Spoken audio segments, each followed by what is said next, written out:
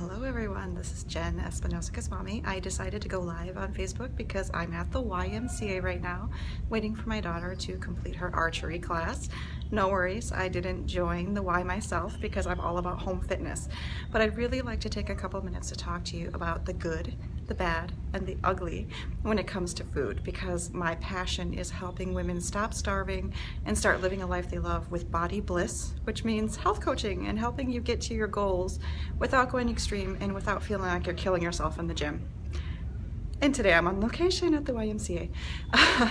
Okay, so one thing that I come across a lot as a health coach when I'm working with clients or when I hop on a discovery call with folks is people ask me all the time, well, what is a good food to eat? Or I ate bad, so I need to make up for it. What do you suggest?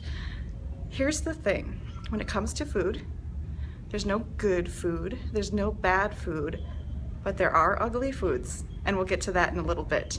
So here's my philosophy when it comes to food. There are certain foods we eat, fruits and vegetables and whole grains and proteins, healthy source of proteins, healthy fats. Those foods are typically labeled as good. However, certain foods, even though they are good foods, are not good for you. That's why I hate to call food good or bad. For example, if you are allergic to apples, and I have a couple of people in my family who are allergic to apples, then that food is not good for them. If you are intolerant to gluten, then even if you eat a slice of whole wheat bread, it's not good for you. So I don't like to classify any type of food as bad, because the only food that's bad is when it's bad for you. And that's why I like to customize food plans for folks that I work with, because I don't know what's bad for you. You know what's bad for you. But when you talk with me one-on-one and sit down and discuss what your goals are, we can help play around with the foods you are eating so that they can do the most for you that you need to get out of them. Now let's talk about bad foods, because we all know what bad foods are, right? Thank you for joining me, Nikki and Jill. It's good to see you here. This is Jen. I'm talking about the good, the bad, and the ugly when it comes to food. So bad foods. We all know what a bad food is, right? We're like, oh, I ate a whole pizza and it was awesome, but I know I'm being bad. I ate a bunch of cake for my birthday. It's bad for me. Now here's the thing about bad food. There is no bad food. If you eat it with pleasure, and it makes you feel good, and it's something that you do once in a while, it's an occasional treat, it's not bad for you. Now the flip side of that is those foods that could be healthy that are bad for you because they cause a reaction, like you're allergic to it. Some people are allergic to chocolate, to coconut. Those foods are not necessarily bad in general, but they're bad for you. Again, there's no good, there's no bad when it comes to food, unless it's good or bad for you, for your diet, for your needs, for your goals. Sorry, I'm having an issue with my eyes. Okay, so let's talk about the ugly, because there are ugly foods, right? And we know what these foods are. I'm gonna take a moment to break out here. So what's an example of an ugly food?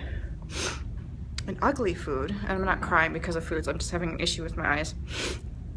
What's an ugly food? An ugly food is one of those foods that does not meet your goals, so you might have called it bad, that you cannot stop eating for one reason or another. Perhaps you're eating it, sorry, I'm not crying because I'm upset, I'm crying because my eyes are hurting me. We're talking about the good, the bad, and the ugly when it comes to food. Thank you for joining, Teresa. It's good to see you here. Thank you, Tammy, for coming. Nice to see you. What is ugly food? Because there is ugly food. There's food that when you eat it, and maybe you have some guilt associated with it, maybe it doesn't help you reach your goals, and you cannot stop eating it. Maybe it's a trigger food for you, maybe it's a food that caused you to binge eat in the past, and maybe it's something that you literally struggle with because it's something that's not within your control. That's an ugly food for you. It's a food that you know you should avoid, but you also know that if you put it in your grocery cart and you keep it in your home, you're not going to be able to avoid it. If that's broccoli and kale and apples, you're perfectly okay because it's not going to go against your goals. Ugly food is food that is not just a trigger food for you, but also goes against your goals. So if one of your foods that is a trigger food for you, and when I say trigger food, I mean a food that makes you feel horrible after you eat it, and it's something that you literally cannot stop eating. For me, when I was growing up, it was Doritos. I love Doritos. I still do. But I have learned how to stop feeling like it's a trigger food for me. And it took me quite a few years to do this. So you are the only one who can determine what foods are ugly for you. I don't know what foods are ugly for you. If you'd like some assistance with this, we talked about food, the good, the bad, and the ugly. There is no good, there's no bad, but there is ugly. I'd love to sit down with you and discuss what this means in your life. I'm not a dietitian, but I do have a lot of experience with making sure that the habits that we are cultivating on a daily basis allow us to reach our goals. And I was able to reach my goal of losing 100 pounds, and I know you can reach your goal as well. If you're struggling with that, it could be that you haven't identified what your ugly foods are, or you still think of all foods as don't eat this, do eat that.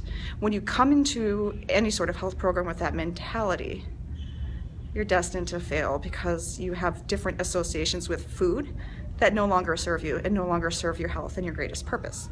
So thank you for joining me for this impromptu Facebook live at the YMCA. And no, I'm not a member. My daughter is here taking archery. So we talked about food, and I can talk about all sorts of other things, but I'd love for you to comment on this video. Let me know you like it. Thank you for liking. Hi Tracy, thanks for joining us. I'm just wrapping up right now. But I'd love to connect with you on a phone call if you want to know what good, bad, and ugly foods are for you. And we can maybe come up with a sketch or a game plan for how you can make it support your goals, especially as we come into the holiday season. Remember, food is not ugly unless it doesn't serve your goals and it's something that you can't stop doing. Thank you for joining me. We'll talk to you again later. Make sure to comment on this video when you see it so that I know that you like it, and let me know what you'd like to hear about next time. I'd love to pop in and say hi. This is Jen. We'll talk to you soon. Bye-bye.